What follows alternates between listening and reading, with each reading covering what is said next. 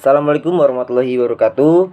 Kami dari kelompok 5 yang beranggotaan Rajan, Rifana, Rizky, Sekar, Subhan, Tasya, Syahana, Japira yang akan mempresentasikan sejarah tentang keruduhan pada tahun 1998.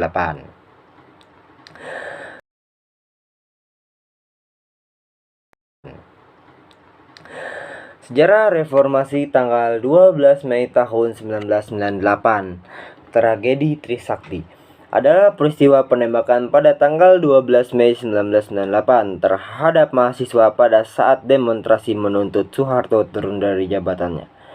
Kejadian ini menewaskan 4 mahasiswa Universitas Trisakti di Jakarta, Indonesia, serta puluhan lainnya luka-luka. Mereka yang tewas adalah Elang Mulia Lesmana yang lahir 1978 dan Heri Hertanto 1977, Hafidin Royan 1976, dan Hedriawan Si yang lahir pada tahun 1975.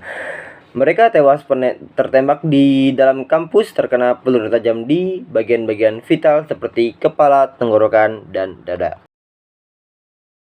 Ekonomi Indonesia mulai goyah pada awal 1998 yang terpengaruh oleh krisis finansial Asia sepanjang 1997 sampai 1999. Mahasiswa pun melakukan aksi demonstrasi besar-besaran ke Gedung Nusantara, termasuk mahasiswa Universitas Trisakti. Kronologi rentan waktu kejadian 1. Jam 10.30 sampai 12.25 WIB, aksi damai Civitas Akademika Universitas Trisakti yang bertempat di pelataran parkir depan Gedung M, Gedung Syarif Tayeb, berjumlah sekitar 6.000 orang di depan mimbar. 2. Jam 12.25 sampai 12.30 WIB, massa mulai memanas yang dipicu oleh kehadiran beberapa anggota aparat keamanan tepat di atas lokasi mimbar bebas, Jalan Layang, dan menuntut orang untuk turun long march ke jalan dengan tujuan menyampaikan aspirasinya ke anggota MPR atau DPR. Kemudian massa menuju ke pintu gerbang arah Jalan Jenderal S. Parman. 3. Jam 12.30 sampai 12.40 WIB, Satgas mulai siaga penuh, berkonsentrasi dan melapis barisan depan pintu gerbang, dan mengatur massa untuk tertib dan berbaris serta memberikan himbauan untuk tetap tertib pada saat turun ke jalan. 4. Jam 12.40 sampai 13 WIB, pintu gerbang dibuka dan massa mulai berjalan keluar secara perlahan menuju gedung MPR atau DPR melalui kampus Untar. Long March mahasiswa terhadang tepat di pintu utama masuk kantor Wali Kota Jakarta Barat oleh barikade aparat dari kepolisian dengan tameng dan pentungan yang terdiri 2 lapisan barisan. 5. Jam 13 sampai 13.20 WIB, barisan Satgas terdepan menahan massa, sementara beberapa wakil mahasiswa melakukan negosiasi dengan pimpinan komando aparat. Sementara jam 1:20 sampai jam 1:30 waktu Indonesia Barat, tim negosiasi kembali dan menjelaskan hasil negosiasi di mana long march tidak diperbolehkan dengan alasan kemungkinan terjadi kemacetan lalu lintas dan dapat menimbulkan kerusakan. Pada saat yang hampir bersamaan, datang tambahan aparat pengendalian massa atau Dalmas sejumlah 4 truk. Jam 1:30 sampai jam 4:45 massa duduk. Lalu dilakukan aksi mimbar bebas spontan di jalan. Aksi damai mahasiswa tersebut berlangsung di depan bekas kantor Wali Kota Jakbar. Situasi tenang, tanpa ketegangan antara aparat dan mahasiswa. Negosiasi terus dilanjutkan dengan Dandim dan Kapolres dengan polisi memasang garis polisi atau polisi lain.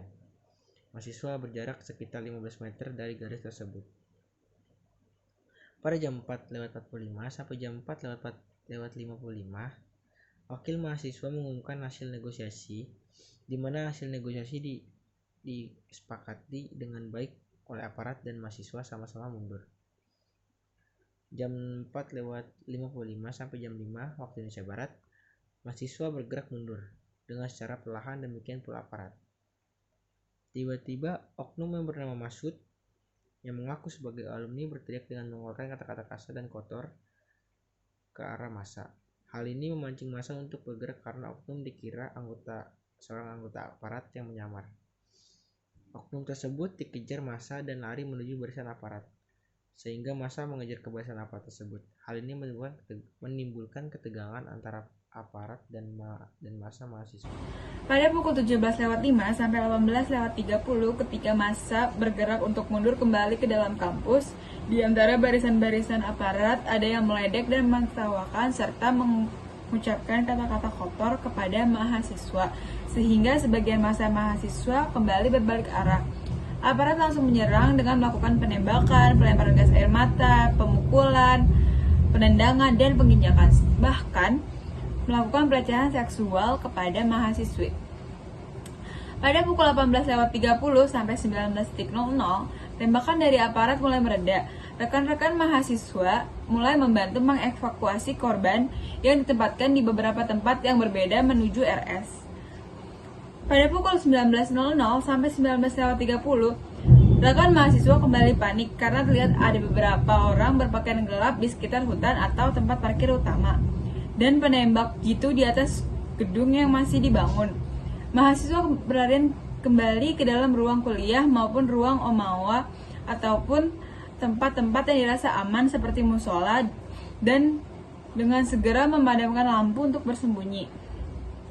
Pada pukul 19.30 sampai 20.00, setelah melihat keadaan sedikit aman, mahasiswa mulai berani untuk keluar dari ruangan dan terjadi negosiasi antara Dekan FE dengan Kolpol Arthur Danik yang hasilnya bahwa mahasiswa dapat pulang dengan syarat keluar secara demi sedikit atau 5 orang.